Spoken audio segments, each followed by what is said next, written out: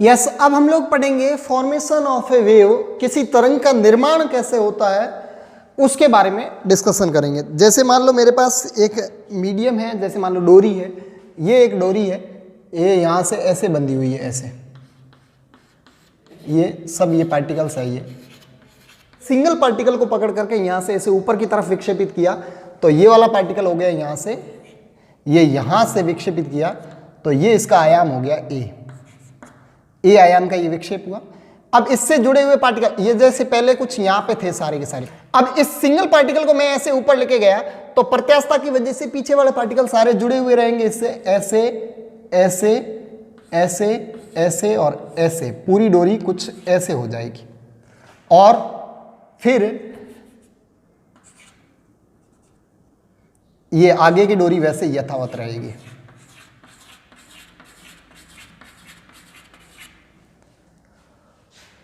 और इसके बाद में ये जैसे ऊपर लेके गया तो ये वाले पार्टिकल्स ऊपर ले जा रहे हैं, इनको ऊपर खींच रहे हैं तो ये वाले पार्टिकल ऊपर जाएंगे, लेकिन अब ये तो नीचे गिरेगा। तो अगली कंडीशन में हम लोग क्या देखेंगे, अगली कंडीशन में हम लोग देखेंगे कि ये वाला पार्टिकल कुछ यहां से यहां आ गया, ये जो पार्टिकल था वो यहां आ गया और ये वाला पार्टिकल और ऊपर जाएगा, अभी वो यहां गया, फिर आगे वाला यहां, फिर यहां, फिर ये और ऐसे ये और फिर ये वाला पार्टिकल ऊपर उठना शुरू हो जाएगा, ये, और फिर ऐसे वापस आगे के पार्टिकल्स।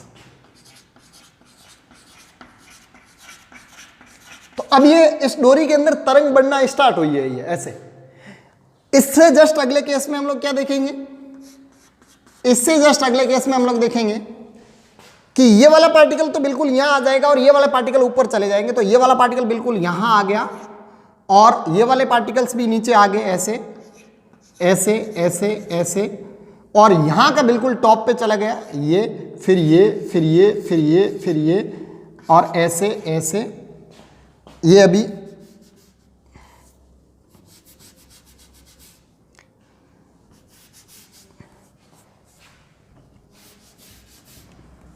यहां से ये और यहां के पार्टिकल्स कुछ ऊपर उठना शुरू हो जाएंगे, ये कुछ ऐसी कंडीशन होगी जस्ट अगले स्टेप में। फिर इसके बाद में ये वाले पार्टिकल, ये यहां से यहां आया तो इसके पास वेलोसिटी है और उस गति की वजह से ये तो नीचे चला जाएगा और ये वाले पार्टिकल नीचे आना शुरू कर देंगे, लेकिन इधर वाले पार्टिकल ऊपर जाएंगे। तो इसका मतलब ये हुआ कि यहां तक ये पार्टिकल ऊपर जा रहे थे, ये ऐसे जा रहा था, ये ऐसे जा रहा था, ये ऐसे जा रहा था, ये ऐसे जा रहा था, ये ऐसे और ये ऐसे, और ये जस्ट ऊपर उठने ही वाला था। इसके बाद में ये वाला पार्टिकल नीचे आना शुरू हो गया, ये वाला पार्टिकल ऊपर पहुंच गया, ये वाला पार्टिकल ऐसे ऊपर जाएगा, ये ऊपर जाएगा, ये ऊपर जाएगा, ये ऊपर जाएगा, ये ऊपर, ये ऊपर, ये ऊपर और ये ऊपर जाने वाला है और ये ऊपर जाके ठहर गया है यहाँ पे, ये विराम अवस्था में, और ऐसे ही ये यहाँ पे विराम अवस्था में। इसके बाद में ये वाले पार्टिकल नीचे आ ही रहे हैं, ये नीचे आ रहा है, ये भी नीचे आ रहा है, ये भी नीचे आ रहा है, ये भी नीचे आ रहा है, ये भी नीचे आ रहा है, ये यहाँ पे बिल्कुल विराम अवस्था में है और ये अभी ऊपर जा रहा है, शिखर बनना है इसको, ये शिखर बनने के लिए ऊपर जा रहा है, ये शिखर बनने के लिए ऊपर जा रहा है, ये ऊपर जा रहा है, ये ऊपर जा रहा है, ये ऊपर जा रहा है, ये ऊपर जा रहा है और तरंग इधर बढ़ रही है, विक्षोभ इस तरफ बढ़ रहा है। अब आगे हम लोग क्या देखेंगे, जस्ट अगले स्टेप में, जस्ट अगले स्टेप में हम लोग देखेंगे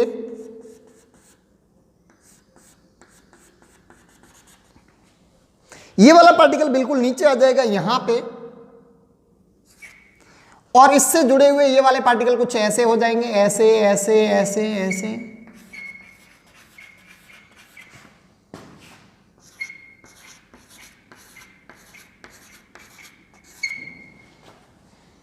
ऐसे,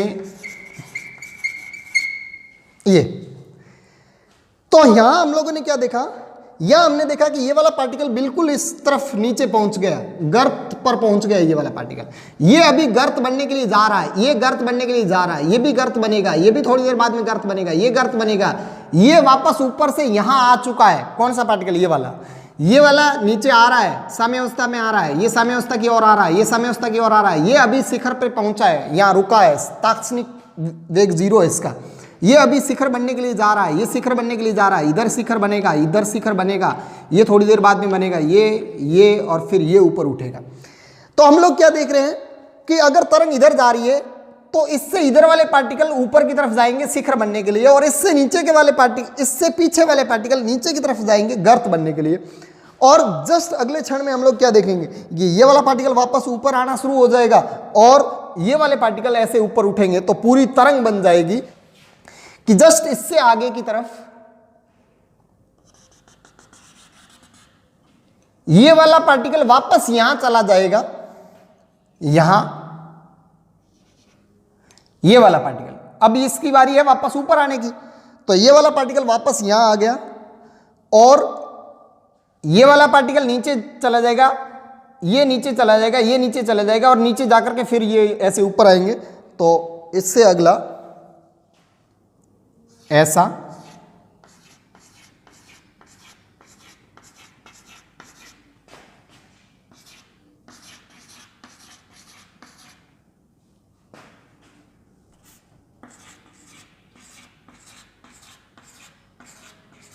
और अब ये पार्टिकल्स ऊपर उठेंगे। तो यहां पे ये माध्य स्थिति में आ गया और अभी ये ऊपर की तरफ जा रहा है माध्य स्थिति से, ये पीछे पीछे आ रहा है, ये पीछे पीछे आ रहा है, ये पीछे पीछे आ रहा है, ये पीछे पीछे आ रहा है, ये भी पीछे आ रहा है, और ये यहाँ पे आके गर्त बना है। इसको अभी गर्त बनना है, इसको गर्त बनना है, इसको गर्त बनना है, इसको गर्त बनना है। ये नीचे जा रहा है, ये साम्य स्थिति से नीचे जा रहा है, ये भी नीचे जाएगा, ये भी नीचे जाएगा, ये अभी ताक्षणिक रूप से रुका हुआ है, सरंग बन गया, ये ऐसे ऊपर जाएगा, ये ऊपर जाएगा सरंग बनने के लिए, ऐसे ऐसे ऐसे, और ये अभी ऊपर उठने वाला है। और धीरे धीरे धीरे धीरे फिर इसके बाद में ये वाला पार्टिकल्स और ऊपर जाएगा और ये पीछे वाले ऊपर आएंगे, इधर वाले नीचे जाएंगे, इधर वाले और ऊपर आएंगे, और इस पूरी डोरी के अंदर ऐसी एक तरंग जनरेट हो जाएगी। तो इसका मतलब ये हुआ कि एक डोरी के अंदर तरंग अगर इस तरफ जा रही है तो सरंग के इधर वाले पार्टिकल्स ऊपर गति करेंगे और सरंग के पीछे वाले पार्टिकल नीचे गति करेंगे, फिर गर्त के पीछे वाले पार्टिकल ऊपर गति करेंगे और फिर वापस ये सरंग तक ऐसा चलता रहेगा, फिर सरंग के पीछे, तो सरंग के आगे वाले ऊपर और सरंग के पीछे वाले नीचे गति करते हैं तरंग अगर इधर जाती है तो, और गर्त के आगे वाले नीचे और गर्त के पीछे वाले ऊपर गति करते हैं अगर तरंग इस तरफ जा रही है। तो ये इस प्रकार से तरंग का फॉर्मेशन होगा। लेकिन यहाँ एक खास बात है, वो खास बात है अगर इस पहले पार्टिकल को मैं देखूं तो पहला पार्टिकल x बराबर 0 पर था, x बराबर 0 पर ऊपर गया, x बराबर 0 पर ऊपर से नीचे आ रहा है, फिर x बराबर 0 पर साम्य अवस्था में आया, फिर x बराबर 0 पर नीचे की तरफ गया और फिर वापस x बराबर 0 पर साम्य अवस्था में आया। यानी फर्स्ट पार्टिकल अपनी ही पोजीशन के इर्द गिर्द अपनी ही x बराबर 0 के ऊपर या नीचे की तरफ ये गति कर रहा है। यानी ये पहला पार्टिकल ये ऐसे सरलावर्त गति कर रहा है। तो जैसे पहला पार्टिकल सरलावर्त गति कर रहा है वैसे हर पार्टिकल भी यहाँ सरलावर्त गति कर रहे हैं। जैसे मैं बात करूं कि ये वाला पहला पार्टिकल है जिसको मैं ऑरेंज कलर से डिनोट करूं तो ये वाला, ये वाला, फिर ये वाला, फिर ये वाला, फिर ये वाला और फिर ये वाला, ये सभी पोजीशन में, फर्स्ट में, सेकंड में, थर्ड में, फोर्थ में, फिफ्थ में, सभी पोजीशन में first particle x equal to 0 वाला, यहाँ ये पोजीशन है वो x इक्वल टू 0 वाली पोजीशन है, ये जो पूरी की पूरी पोजीशन है वो x बराबर 0 वाली है। और ये फोटो भी यहाँ इसके नीचे आना है तो वो भी x बराबर 0 पर है। तो x बराबर 0 वाले सारे के सारे x बराबर 0 वाला पार्टिकल हर बार अपनी ही पोजीशन के ऊपर या नीचे गति करता है, तो ये सरलावर्त गति कर रहा है। इसका मतलब ये हुआ कि तरंग संचरण के दौरान माध्यम के सारे कण अपनी मीन पोजीशन के ऊपर या नीचे गति करते हैं, यानी अपनी ही पोजीशन पर सरलावर्त गति करते हैं, आगे की तरफ या पीछे की तरफ स्थानांतरित नहीं होते हैं। तो ऐसे ये एक तरंग बनी।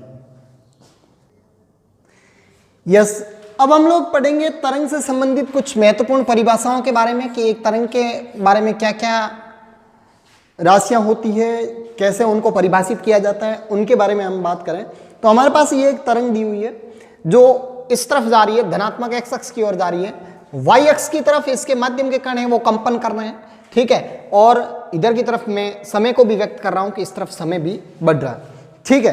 तो सबसे पहले मैं इस परिभाषा की बात करूं तो फर्स्ट है आयाम, जिसको मैं व्यक्त करूंगा कैपिटल A से।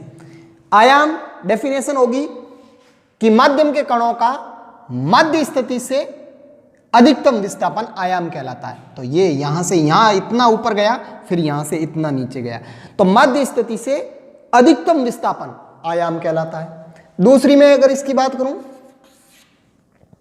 तो आवर्तकाल, आवर्तकाल टी, माध्यम के कणों द्वारा एक कंपन में लिया गया समय। जैसे ये माध्यम का कण है, यहां से ऊपर गया, फिर नीचे आया, फिर नीचे गया और फिर वापस आया, तो ये है एक दोलन। और एक दोलन में जो समय लेता है वो होता है आवर्तकाल। या फिर मैं कहूं कि अच्छा, ये वाला कण यहां से यहां तक एक दोलन करेगा तो वो विक्षेप यहां तक पहुंचेगा। जैसे अभी अपन ने बात की थी, डोरी में जो तरंग उत्पन्न हुई थी, वो कण यहां से ऊपर गया, फिर नीचे आया, फिर नीचे गया, फिर वापस आया, तब एक तरंग बन चुकी थी। तो एक तरंग के निर्माण में लिया गया समय आवर्तकाल कहलाता है। या माध्यम के कण का मध्य स्थिति से मध्य स्थिति के इर्द गिर्द एक कंपन में लिया गया समय आवर्तकाल कहलाता है। तो एक तरंग के निर्माण में लिया गया समय या एक कंपन में लिया गया समय आवर्तकाल कहलाता है। तीसरी अगर मैं बात करूं आवर्ती, आवर्ती एफ, प्रति सेकंड माध्यम के कणों के कंपनों की संख्या या प्रति सेकंड तरंगों की संख्या। एक सेकंड में माध्यम का कण कितने कंपन करता है वो उसकी आवृत्ति है। और आपको पता है जितने माध्यम का कण कंपन करता है उतनी नई तरंगें जनरेट होगी। तो प्रति सेकंड उत्सर्जित तरंगों की संख्या या प्रति सेकंड माध्यम के कण द्वारा किए गए कंपनों की संख्या आवृत्ति कहलाती है। तो आपको पता है टी समय के अंदर एक कंपन पूरा होता है, तो एकांक समय के अंदर 1/t कंपन होंगे और इसको फ्रीक्वेंसी से लिखा जाएगा, आवर्ती से लिखा जाएगा। तो आवर्ती बराबर हो जाएगी 1/t। आवर्तकाल का व्युत्क्रम ही आवर्ती कहलाती है। ठीक है, नेक्स्ट बात करें कोणीय आवर्ती की। कोणीय आवर्ती, कोणीय आवर्ती होता है omega, that is 2πf। Next हम लोग बात करें नंबर 5 तरंग दैर्ध्य।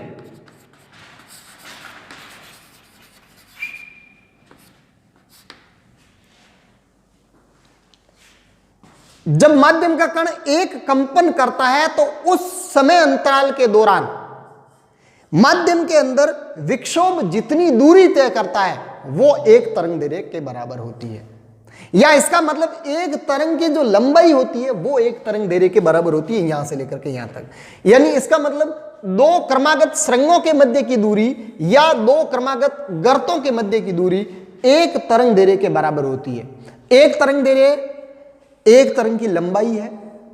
एक तरंग दैर्ध्य जब माध्यम का कण एक कंपन करता है तो उस समय अंतराल के अंदर विक्षोभ जितनी दूरी तय करता है तरंग संचरण के अनुदिश वो एक तरंग दैर्ध्य के बराबर है। एक तरंग दैर्ध्य किसी तरंग के दो सुरंगों के मध्य की दूरी, दो क्रमागत सुरंगों के मध्य की दूरी, दो पास पास स्थित सुरंग हैं उनके मध्य की दूरी एक तरंग दैर्ध्य, या दो पास पास स्थित गर्तों के मध्य की दूरी एक तरंग दैर्ध्य के बराबर होती है। तो तरंग दैर्ध्य को हम लोग लैम्डा से रिप्रेजेंट करेंगे।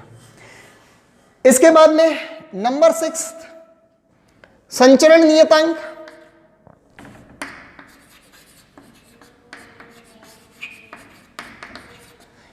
संचरण नियतांक को हम लोग k से व्यक्त करेंगे और k, अच्छा संचरण नियतांक की डेफिनेशन होगी कि एकांक दूरी पर स्थित माध्यम के कणों के मध्य कलांतर या एकांक दूरी पर स्थित कंपन कर रहे माध्यम के कणों के मध्य कलांतर। तो हमें पता है कि ये वाला माध्यम का कण अभी तरंग अगर इधर जा रही है तो ये नीचे जाएगा, अभी फॉर्मेशन में आपने देखा, और ये वाला माध्यम का कण है, ये वाला माध्यम का कण ऊपर जाएगा और ये वाला माध्यम का कण नीचे जाएगा। इसका मतलब ये हुआ कि ये दोनों कण समान कला में और इनके मध्य जो कलांतर है वो 2π का है। तो लैम्डा दूरी पर स्थित कणों के मध्य कलांतर 2π होता है। लैम्डा दूरी पर स्थित कणों के मध्य कलांतर 2π। तो एकांक दूरी पर स्थित कणों के मध्य जो कलांतर होता है वो होता है 2π/λ, और यही हमारे लिए संचरण नियतांक है k। तो संचरण नियतांक k की डेफिनेशन हो जाएगी एकांक दूरी पर स्थित तरंग संचरण में एकांक दूरी पर स्थित माध्यम के कणों के मध्य कलांतर। नेक्स्ट इसके बाद में नंबर 7 तरंग चाल। तरंग चाल, तरंग चाल हो जाएगी दूरी बटा समय, तो तरंग चाल v इज इक्वल टू, अच्छा एक बात बताओ, ये जो तरंग ने दूरी तय की लैम्डा कितने समय में तय की? एक आवर्तकाल में। एक आवर्तकाल क्या है? t, तो तरंग चाल हो जाएगी lambda upon T, lambda upon T. अच्छा यहां पे तरंग की जो चाल आई है वो v is equal to lambda upon T आई है। अच्छा इस तरंग की चाल को हम लोग किसी और तरीके से भी व्यक्त कर सकते हैं। अच्छा इसमें ओमेगा के अंदर ये आ रहा है आपका 2 पाई और f equal to 1 upon T, ये रहा f की वैल्यू 1 अपॉन टी, तो ओमेगा इज इक्वल टू हो जाएगा 2 पाई अपॉन f। तो तरंग की चाल को हम लोग ओमेगा अपॉन के द्वारा भी व्यक्त कर सकते हैं और ये आना चाहिए, तो देख लें ओमेगा बराबर है 2 पाई अपॉन लैम्डा, नहीं 2 पाई अपॉन टी, और k बराबर है 2 पाई अपॉन लैम्डा। तो आप यहां से देखोगे कि 2 पाई से 2 पाई कैंसिल हो रहे हैं और लैम्डा ऊपर जाएगा, तो v इक्वल टू क्या आएगा? लैम्डा अपॉन टी, जो कि ये है। तो तरंग की चाल v is equal to lambda upon T, या तरंग की चाल v is equal to omega upon k भी होती है। तरंग चाल ओमेगा अपॉन के भी होता है। क्लियर? नेक्स्ट डेफिनेशन तरंग संख्या। तरंग संख्या को हम लोग न्यू बार से व्यक्त करते हैं। तरंग संख्या होती है एकांक लंबाई में उपस्थित तरंगों की संख्या। तो हमें पता है कि यहां से लेकर के यहां तक लैम्डा लंबाई है और लैम्डा लंबाई में एक तरंग है, तो हमें पता है लैम्डा लंबाई में तरंग है 1, तो एकांक लंबाई में तरंग होगी 1 बट्टा लैम्डा, और ये 1 बट्टा लैम्डा ही क्या है हमारे लिए? न्यू बार। क्योंकि न्यू बार की डेफिनेशन है एकांक दूरी में विद्यमान तरंगों की संख्या। ये हुई तरंग संख्या। तरंग संख्या के बाद में अगर मैं आगे और बात करूं तो अगला डेफिनेशन नंबर 9 तरंग की तीव्रता।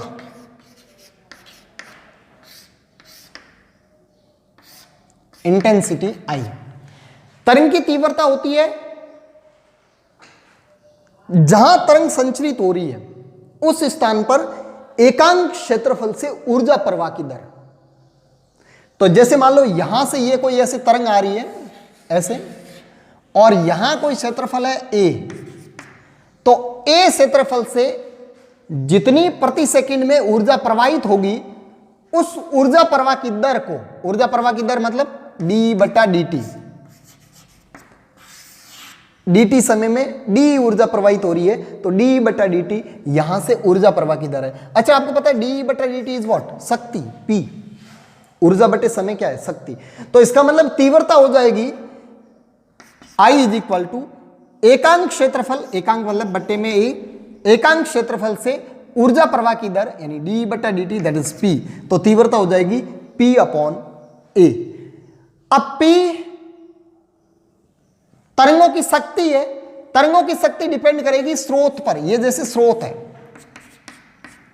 ये कोई p शक्ति का स्रोत है जो ऐसे तरंगे उत्पन्न कर रहा है, और ये इसकी डिस्टेंस है यहां से कितनी?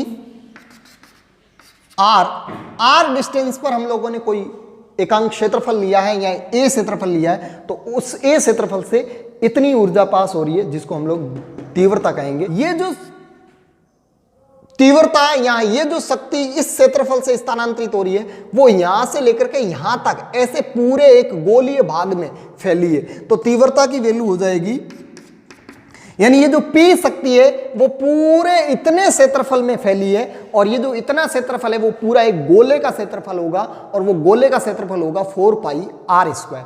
तो ये r दूरी पर अगर मैं तीव्रता की बात करूं तो r दूरी पर तीव्रता हो जाएगी P अपॉन 4 पाई r स्क्वायर।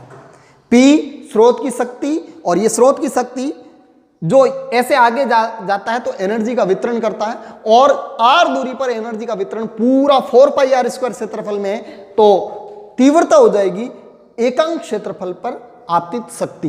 तो पूरी शक्ति जो P है वो 4πr क्षेत्रफल पर आपतित हुई है, तो एकांक क्षेत्रफल में 4πr का भाग दे देंगे तो एकांक क्षेत्रफल पर आ जाएगी। तो इसका मतलब किसी भी बिंदु स्रोत के कारण जो तीव्रता होती है, ये बिंदु स्रोत है, बिंदु स्रोत, किसी भी बिंदु स्रोत के कारण जो तीव्रता उत्पन्न होती है वो स्रोत से दूरी के वर्ग के व्युत्क्रमानुपाती होती है, स्रोत से दूरी के वर्ग के व्युत्क्रमानुपाती, बिकॉज P तो कांस्टेंट है, 4π कांस्टेंट है, तो r² के व्युत्क्रमानुपाती होती है किसी भी बिंदु स्रोत के कारण उत्पन्न तीव्रता। इसके बाद में नेक्स्ट में बात कर दूं नंबर 10 की। तो नंबर 10 10वीं परिभाषा है तरंगाग्रह, तरंगाग्रह, वेव फ्रंट, वेव फ्रंट।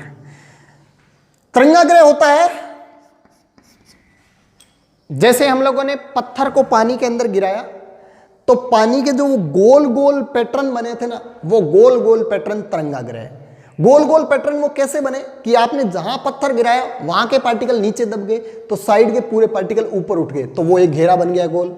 फिर जहां से ये ऊपर उठे तो अगले नीचे दबे हुए रह गए, तो वो जो नीचे दबा हुआ घेरा है वो, और फिर वहां से आगे वाले पार्टिकल ऊपर उठ गए, फिर नीचे दब गए, फिर ऊपर उठ गए, फिर नीचे दब गए, तो ये तरंगाग्रह है। जो ये गोल घेरे हैं वो तरंगाग्रह है। तो तरंगाग्रह की डेफिनेशन, अच्छा जो वो जो गोल घेरा है उसमें या तो सारे पार्टिकल ऊपर उठ रहे हैं या सारे पार्टिकल नीचे जा रहे हैं, या सारे पार्टिकल अगली बार ऊपर उठ रहे हैं फिर अगले वाले सारे पार्टिकल नीचे जा रहे हैं। तो एक साथ ऊपर जाना और एक साथ नीचे जाने वाले जो कंपन है वो समान कला में कंपन होता है। तो इसका मतलब माध्यम के कणों का, या अपन ऐसे कहें कि समान कला में कंपन करने वाले माध्यम के कणों का बिंदु पथ। बहुत अच्छी डेफिनेशन है, आगे भी काम आएगी 12th में। तरंगाग्रह की परिभाषा है समान कला में कंपन करने वाले माध्यम के कणों का बिंदु पथ। ठीक है, तो मैं लिख देता हूं यहां पे, समान कला में कंपन करने वाले माध्यम के कणों का बिंदु पथ तरंगाग्रह कहलाता है। ठीक है, तो कोई भी तरंग स्रोत है, उस तरंग स्रोत की खुद की ज्यामिति के आधार पर तरंगाग्रह डिफरेंट डिफरेंट है। अगर कोई बिंदु स्रोत है तो उसके तरंगाग्रह ऐसे गोले होंगे, पहले यहाँ वाले पार्टिकल समान कला में होंगे, फिर यहाँ वाले पार्टिकल समान कला में होंगे, फिर यहाँ वाले पार्टिकल समान कला में होंगे, तो ऐसे गोलीय तरंगाग्रह होंगे उसके। अच्छा, पानी की सतह पर आपने ऐसे पत्थर गिराया तो वो जो तरंगाग्रह उत्पन्न हो रहे हैं वो वृत्ताकार तरंगाग्रह उत्पन्न हो रहे हैं। ठीक है, ऐसे ही मान लो आपके पास कोई लाइन स्रोत है, ऐसे मान लो कोई ट्यूबलाइट है, उससे जो प्रकाश उत्पन्न हो रहा है उसके जो तरंगाग्रह वो ऐसे बेलनाकार तरंगाग्रह है। ठीक है, और जैसे मान लो अपन कहें कि पूरी ये सीट अगर मान लो तरंग उत्पन्न कर रही है तो इससे सारी तरंगें ऐसे जा रही है, तो सारी तरंगें अगर ऐसे जा रही है तो इसके समतल में ऐसे ऐसे इसके समानांतर ऐसे तरंगाग्रह होंगे जो कि समतल तरंगाग्रह होते हैं। तो गोलीय तरंगाग्रह हो सकते हैं, बेलनाकार तरंगाग्रह हो सकते हैं, समतल तरंगाग्रह हो सकते हैं, वृत्ताकार तरंगाग्रह हो सकते हैं। तरंगाग्रह के कई सारे पैटर्न होते हैं। तो ये कुछ 8-10 डेफिनेशंस हुई तरंग से संबंधित, और अब आपने तरंग को बेसिक रूप से समझा।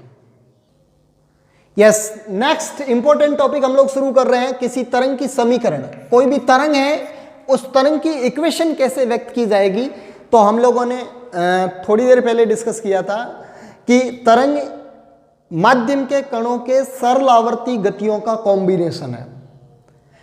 यानी अगर मैं किसी पर्टिकुलर एक कण की बात करूं तो वो तरंग नहीं है, वो सिर्फ और सिर्फ सरल आवर्त गति है। अगर सिर्फ सिंगल पार्टिकल को देखूं तो वो सिंगल पार्टिकल अपनी मध्य स्थिति से सिर्फ ऊपर जाएगा, सिर्फ नीचे जाएगा, सिर्फ ऊपर जाएगा, सिर्फ नीचे जाएगा। ऐसे ही उसके इधर वाला पार्टिकल सरलावर्त गति कर रहा है और ऐसे ही इसके इस तरफ वाला पार्टिकल सरलावर्त गति कर रहा है। आपने किसी सरलावर्त गति कर रहे कण की विस्थापन समीकरण के बारे में भली भांति पढ़ा है पहले ऑसिलेशन वाले चैप्टर में। तो हम लोग यहाँ पे t बराबर 0 पर x बराबर 0 पर स्थित पार्टिकल को देखें तो x बराबर 0 पर स्थित पार्टिकल यहाँ पे है और ये सरलावर्त गति कर रहा है। तो x बराबर 0 पर स्थित पार्टिकल के सरलावर्त गति की अगर मैं समीकरण की बात करूं तो पहला मैं यहां पे एरो लगाकर लिखूं, x इक्वल टू 0 पर स्थित कण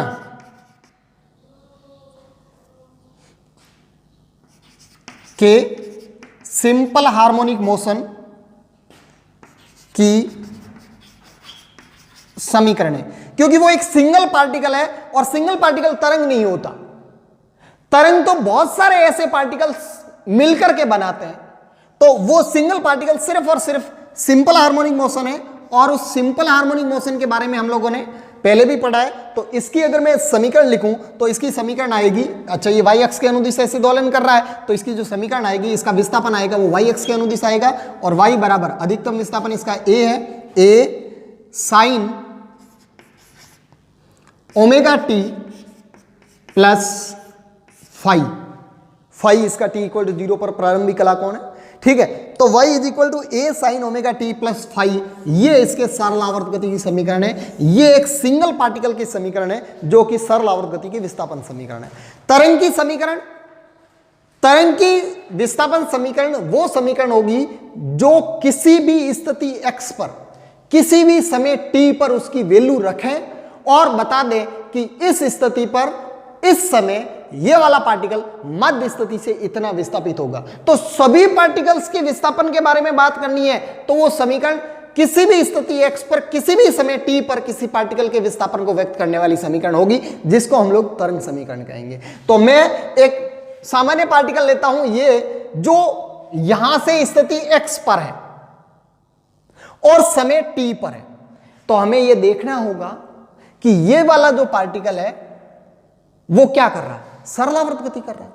अच्छा, सरलावर्त तो इससे पीछे वाला भी कर रहा था, इससे पीछे वाला भी कर रहा था, इससे पीछे वाला भी कर रहा था, और शुरुआत वाला t इक्वल टू 0 पर x इक्वल टू 0 वाला भी कर रहा था। ये मान लो इनिशियल पार्टिकल है हमारे पास, तो सरलावर्त गति सारे पार्टिकल कर रहे हैं, तो ये वाला पार्टिकल भी सरलावर्त गति कर रहा है, तो इसका समीकरण भी यही होगा। हाँ डेफिनेटली, अगर इस सिंगल पार्टिकल का समीकरण की बात करूं तो ये सरलावर्त गति का समीकरण है और यही समीकरण होना चाहिए, ठीक है। लेकिन अगर मैं किसी भी पार्टिकल, किसी भी सामान्य पार्टिकल्स के बारे में बात करूं कि x बराबर 1 मीटर, x बराबर 2 मीटर, x बराबर 3 मीटर, यानी किसी भी पोजीशन पर किसी भी समय अगर किसी पार्टिकल की स्थिति को बताए तो वो समीकरण होगी तरंग की समीकरण, ठीक है। तो अब आप इस पार्टिकल को देख रहे हो जो यहां से स्थिति x पर है और समय t पर है।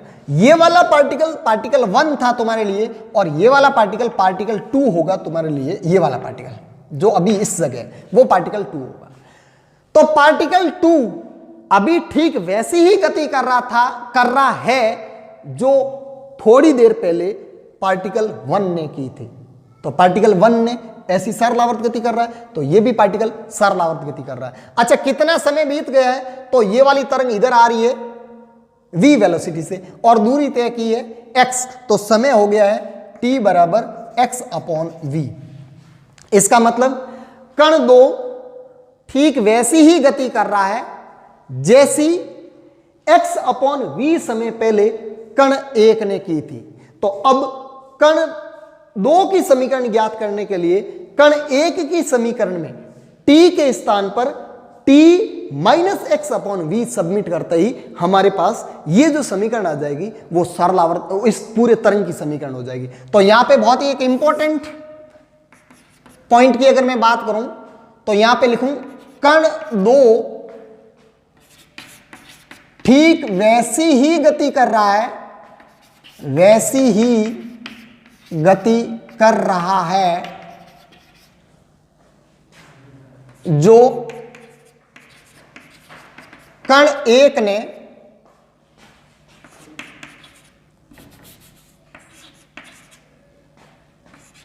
x अपॉन v समय पहले की थी।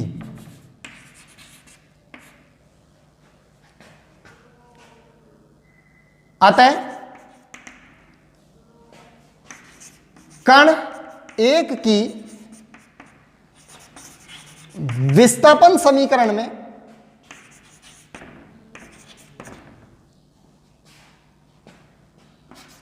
t के स्थान पर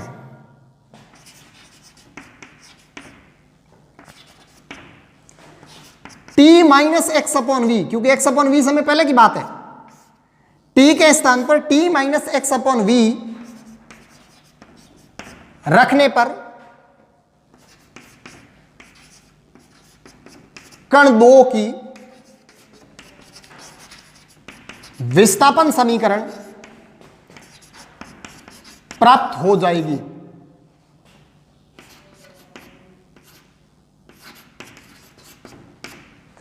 तो अब कण 1 की विस्थापन समीकरण में टी के स्थान पर T minus x upon v रखें तो क्या समीकरण प्राप्त होगी? तो वो समीकरण हमें प्राप्त होगी y is equal to A sign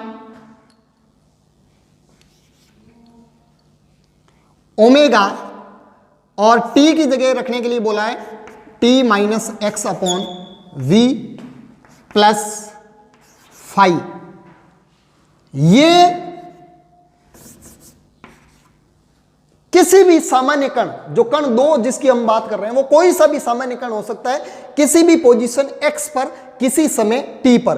तो ये कण 2 कोई पर्टिकुलर कण नहीं है, कोई भी सामान्य कण है, तो ये किसी भी सामान्य कण की समीकरण है, तो ये इसमें उपस्थित सभी कणों के लिए परिभाषित हो सकती है। और जो समीकरण सभी कणों के विस्थापन को व्यक्त कर सके किसी भी समय t पर, वो समीकरण तरंग की समीकरण कहलाएगी। तो ये जो समीकरण प्राप्त हो रही है वो तरंग की समीकरण प्राप्त होगी। इस पूरी तरंग की समीकरण है, तो इसको अगर मैं आगे सॉल्व करूं तो हमारे पास ये जो समीकरण आएगी वो समीकरण आएगी y is equal to A sine omega T minus omega upon we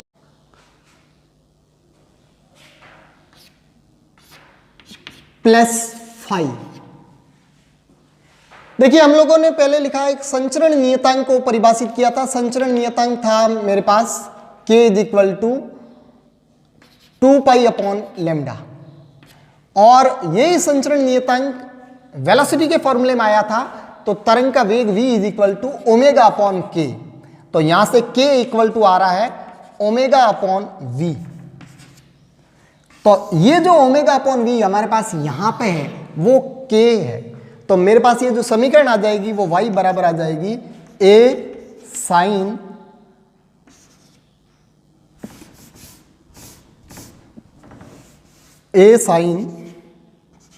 omega T minus के एक्स प्लस 5। ये तरंग की जनरल समीकरण है, ये वाली किसी भी वेव की जनरल इक्वेशन है। यह किसी तरंग की सामान्य समीकरण है, सामान्य समीकरण है। इसमें एक खास बात है कि अगर तरंग धनात्मक एक्स अक्ष की ओर संचरित हो रही है तो यहां माइनस आएगा, और अगर तरंग ऋणात्मक एक्स अक्ष की ओर संचरित होगी तो यहां पे प्लस आएगा। क्यों? क्योंकि ये माइनस आया था, हमने t की जगह t minus x upon v लिखा था, और अगर ये तरंग ऋणात्मक एक्स अक्ष की तरफ जाएगी तो ये वाला particle t plus x upon v समय पहले सरलावर्त गति कर चुका होगा, तो वो t plus x upon v रखेंगे तो यहां पे प्लस आ जाएगा। तो ये y is equal to A sine omega T plus k x plus 5, ये नेगेटिव एक्स एक्स की ओर जाएगी।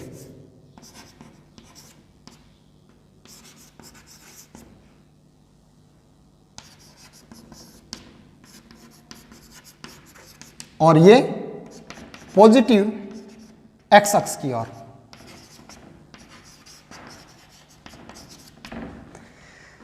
तो ये तरंग की सामान्य समीकरण